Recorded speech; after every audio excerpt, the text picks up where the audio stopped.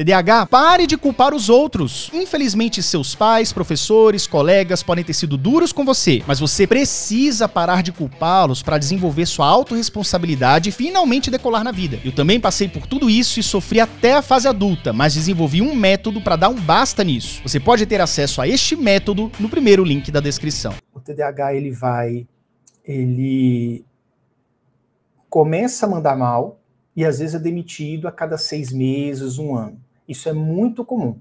TDAH não durar no emprego. Muito comum, muito comum. E aí o que acontece? O cara começa a internalizar uma falácia.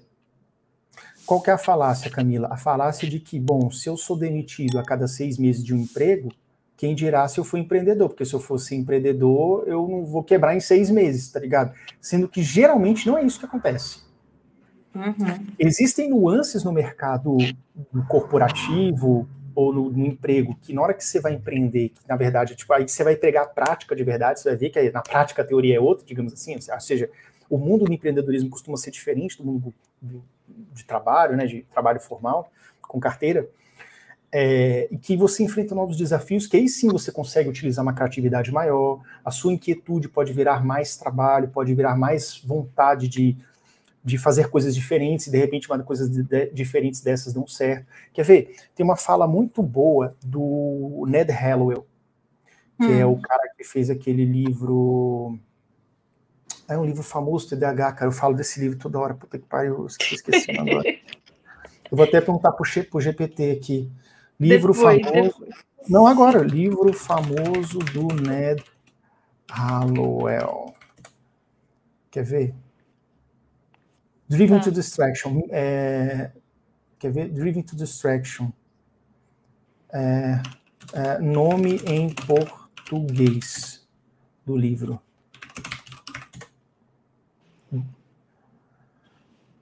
TDAH, não, cara. Driven to Distraction. É tendência à distração. O livro famoso dele, tendência à distração. O que ele fala? O que esse Ned Hallowell fala? Ele fala o seguinte. Ele fala sobre impulsividade, né? Como é que é? O que é que... Oh, meu Deus do céu. É uma impulsividade que deu certo. Peraí. Impulsividade que deu certo. Eu tenho isso daqui. Assim, ó. Impulsividade. A criatividade... Ele fala sobre criatividade, o Ned Hallowell, né? O que é a criatividade se não uma impulsividade que deu certo? Então veja, você que é TDAH e é criativo, e se você está sendo demitido de 6 em 6 meses do emprego que você não gosta, isso não significa que você não vai ser um bom empresário, porque você pode ser uma pessoa muito criativa, e como o próprio Ned Hallowell fala, o que é a criatividade se não uma impulsividade que deu certo? Então às vezes você é impulsivo, você vai, executa uma coisa e você manda bem, por quê? Porque você é muito impulsivo, você primeiro faz, depois você pensa, você primeiro fala, depois você pensa. Em alguns momentos vai ser terrível na sua vida, em outros momentos vai ser muito bom. Pode ser terrível, nesse momento é bom, porque pode ser muito bom. E na hora que é muito bom, cara, de repente você cria uma puta ideia que você faz uma empresa que vai ganhar muito dinheiro, por exemplo. Entendeu? A gente, assim... Hoje eu penso, assim, muitas coisas quando eu era criança que eu imaginava, que eu criava na minha cabeça. E hoje eu vejo essas coisas existindo e pessoas ganhando dinheiro com isso, cara. Isso é muito louco, se você parar pra pensar. Não é? Porque, tipo, eram coisas que eu pensava, ideia que eu sei lá, tive. 10 anos atrás. E aí você, cara, eu pensei nisso, eu tinha imaginado isso. Né? Só que aí tem que entrar em ação. Tem que entrar em ação. Olha aí, ó. Aqui, ó, o João Machado. Sou TDAH e sou empreendedor no ramo de importação de produtos da China. Deu super certo. Gosto de compra e vender. Boa noite. Então, cara, fala aí, João. Me responde aqui embaixo, João. Quando você compra e vende as suas importações da China, não dá um tesão, cara, quando você bate aquela meta? Tipo assim, você tem que vender tantos mil até dia 30. Aí no dia 20 você bateu a meta. Cara, isso dá uma dopamina na gente. Eu ia ficar doido. Eu ia ficar doido. Se eu mexesse com importação, eu acho que eu ia ser bom disso também, sabe? Responde aí, João. João, se estivesse assistindo a gente ainda. Que mais? Aí a Lali até tentou colaborar a tendência à depressão. Lali, não sei, enfim. Mas é tendência à distração. O nome é quase esse. Michele. Rafael, por eu ter hiperfoco, nos conteúdos que gosto, eu tirava 10 nas provas de literatura. Se você gostar do que estuda, terá um excelente desempenho. Ah, tá comentando o Rafael, que mandou uma mensagem aqui pra gente. Deixa eu ler aqui, Rafael. Doutora Camila, você teve dificuldade com vestibular por ter hiperfoco em medicina? Eu tenho TDAH e quero ser psiquiatra. Você já passou? Você já está estudando? Conta aí pra gente, Camila. Foi horrível. A época do vestibular foi muito triste. Gente, é porque assim, estudar para vestibular, você vai estudar muita coisa que você não gosta, né? E fora que eu fiz muitas provas, eu passei 2 anos, fiz 2 anos de cursinho, que é até a média normal das pessoas para você passar em medicina. Hoje em dia, eu acho que tá até mais fácil, tá, gente? Tipo, quando abriu muitas faculdades, e assim, se você tiver um FIES ou se você tiver grana, você consegue passar bem mais fácil. Mas a época do vestibular foi puxada, porque bati muito na trave, perdi redação por fuga de tema, errei, perdi provas, algumas, porque eu marcava o gabarito errado, por falta de atenção mesmo, sabe? Eram coisas assim, perder provas, coisas que você sabia. Isso é um castigo muito grande, né, Camila? Você reprovar, isso é um castigo muito grande, você reprovar ou porque você marcou errado.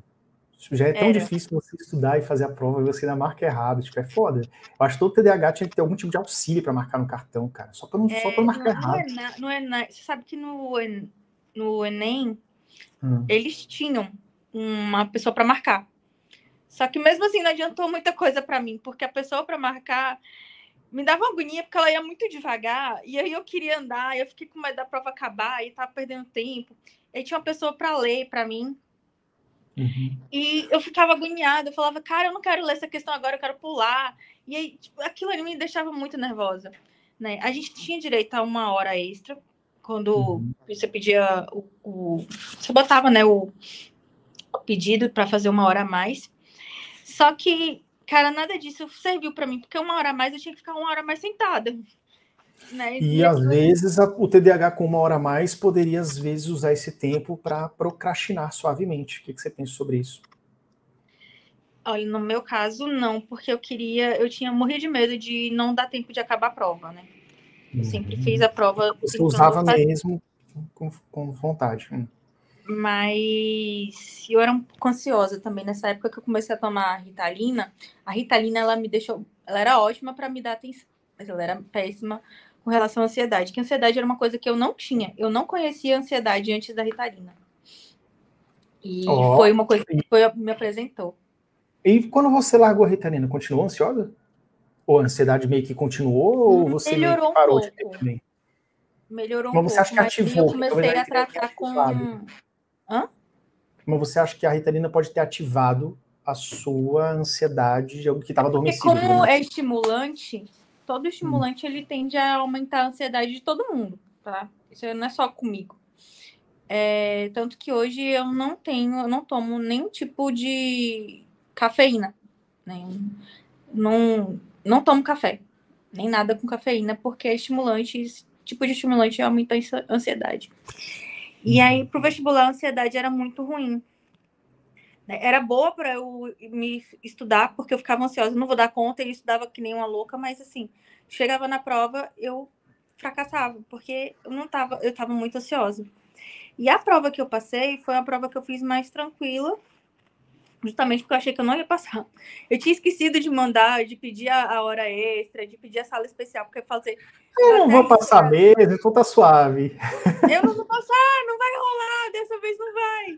E aí eu passei, eu fechei a prova de química, de biologia, matemática, que eu sempre ia mal, fui bem pra caramba, redação.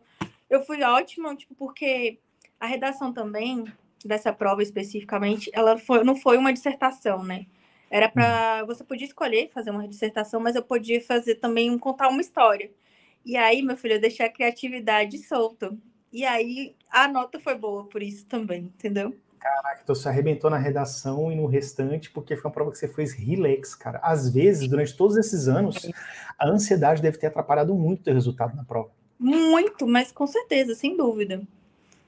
A época do vestibular foi triste, mas assim passa. É uma dica, né, que fica para vocês, né? Tipo assim, cara, às vezes você precisa... É porque não é muito... Quando você tá no olho do furacão, não é fácil você perceber isso. Mas o lance é o seguinte, Camila, é você entender que o fato de você ter um transtorno que te deixa ansioso, ou um tratamento que te deixa ansioso, atrapalha muito. A ansiedade não deixa você refletir com clareza sobre nem a questão que você está lendo naquela hora. Você fica agoniado porque a hora está passando, você quer passar para a próxima questão. Cara, quantas questões eu já perdi por não ler a palavra não. Tipo assim, ou seja, você marcou o contrário. Essas casas aqui não é a que você tem que morar, vamos dizer assim. Uhum. E eu li o não simplesmente não aparecia na minha cabeça, não lia.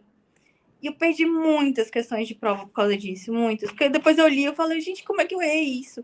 E geralmente é a questão mais fácil da prova, que todo mundo acertou. Aí eu me sentia pior ainda, porque todo mundo tinha acertado, só eu que não acertava a questão. E aí, quando chegava uma questão difícil, porque normalmente a questão difícil, ela prende mais a atenção da gente, era a questão que eu acertava. E aí o povo ficava, pô, colou. Ela erra aquela questão fácil e acerta difícil. Tá colando, é óbvio. Tá. Nem você acredita, né? Nem você entende o que tá rolando. O Clube TDAH em Ação tem tudo o que você precisa por um preço super acessível. Engajamento, foco, ferramentas importantes, motivação, amizades e família. Além de aulas completas de como você pode se dar bem no mercado de trabalho, mesmo tendo TDAH. Fora as aulas completas sobre medicamentos com os especialistas do clube. Conheça o clube no link da descrição.